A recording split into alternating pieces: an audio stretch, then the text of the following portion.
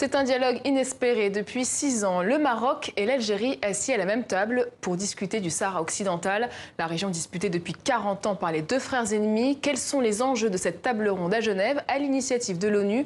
On retrouve notre correspondant Michel Serruti. Bonsoir Michel. Cette table ronde doit durer 2 jours. Sait-on ce qui est ressorti de cette première journée? Bonsoir Anne Fontaine. Non, on ne sait pas, enfin on sait ce qui est ressorti, c'est-à-dire rien, en l'occurrence, rien d'infiltré de cette première discussion. Il n'y a pas non plus de déclaration de la part des différentes délégations à l'entame de cette journée. Il est prévu que les discussions reprennent demain. Et puis au terme de cette deuxième séance de discussion, eh bien, l'émissaire de l'ONU, Horst Köhler, animera à ce moment-là une conférence de presse pour rapporter peut-être les avancées de cette première rencontre entre les 3 ministres des Affaires étrangères marocains, algérien, mauritanien et le président du Parlement sahraoui. Les 5 sont réunis autour d'une table afin d'essayer de trouver une solution à ce problème. Il faut savoir que le Maroc ne souhaite pas d'autre solution qu'un État, on va dire, autonome, mais sous sa souveraineté, alors que les 3 autres demandent un référendum d'autodétermination. Et quel est l'objectif de cette discussion ?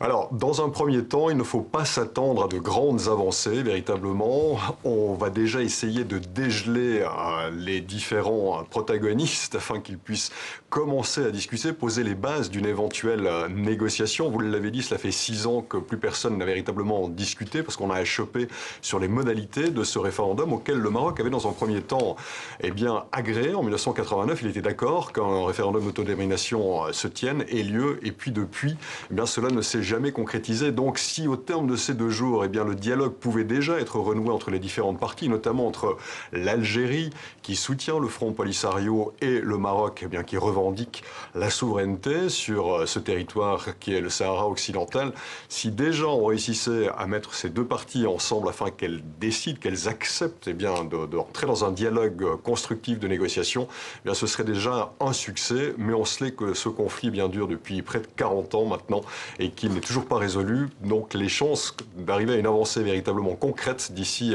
demain sont tout de même minces. On suivra en tout cas le dossier. Michel Serruti en direct de Genève pour TV5 Monde. Merci.